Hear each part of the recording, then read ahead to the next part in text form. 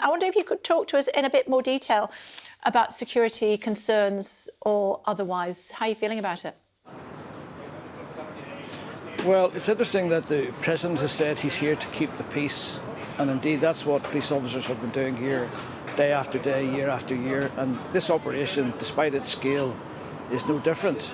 Clearly the police are here in numbers, overtly, you can see that, and their job is to protect life, protect property, and indeed keep the peace, and to do that by preventing crime, and that includes illegal demonstrations or anything that might disrupt or distract from the visit. So from what I can see, it's a very well thought out and planned operation, and that involves teams and individuals on the ground all knowing what their part to play is all about.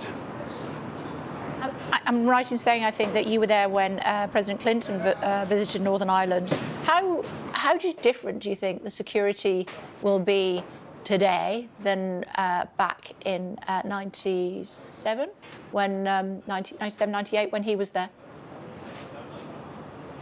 Well, in one sense, it will be very similar in terms of planning for contingencies and as I said, working with the security services and indeed alerting the public to the type of operations so that they understand what police are doing.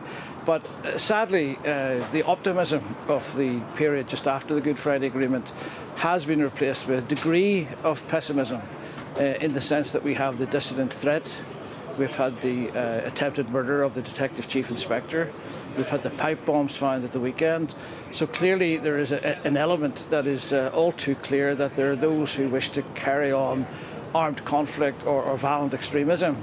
So from that point of view, it is difficult. There's also issues around Brexit and, of course, the lack of a working executive at the minute. So in a sense, the atmosphere is different. But in terms of the police task, it's very similar. But it has not, in my opinion, created the same amount of involvement or optimism from the general public. There were some crowds yesterday to welcome the President when he arrived in Belfast, but it's relatively subdued compared to what we saw in the late 90s. Take me back to the late 90s, if you would, when you saw President Clinton stepping off Air Force One and you knew that hopefully it was going to be a momentous few days. There was a lot of pressure on you.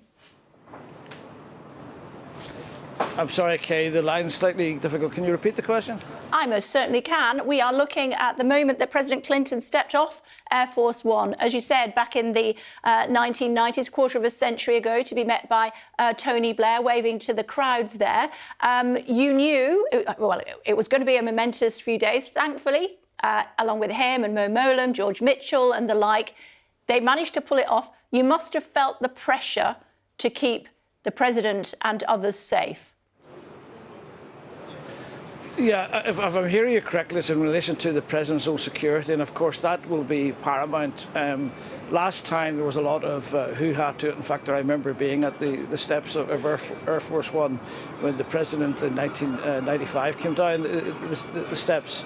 And as I said, there was a great degree of optimism, but the threat of some disruption or indeed an attack on the President, who is always a target, is paramount. So the security operation will be proportionate and justified, but in the same sense, the police now, I suppose, are on a different level of training and expertise, like any learning organisation.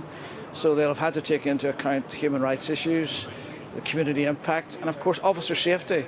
So as you can see from what happened at the weekend, officer safety is a priority for police officers and those in command as well. So it's about a balanced operation, but at the same time, clearly the priority is to make sure the presidential visit goes without any disruption.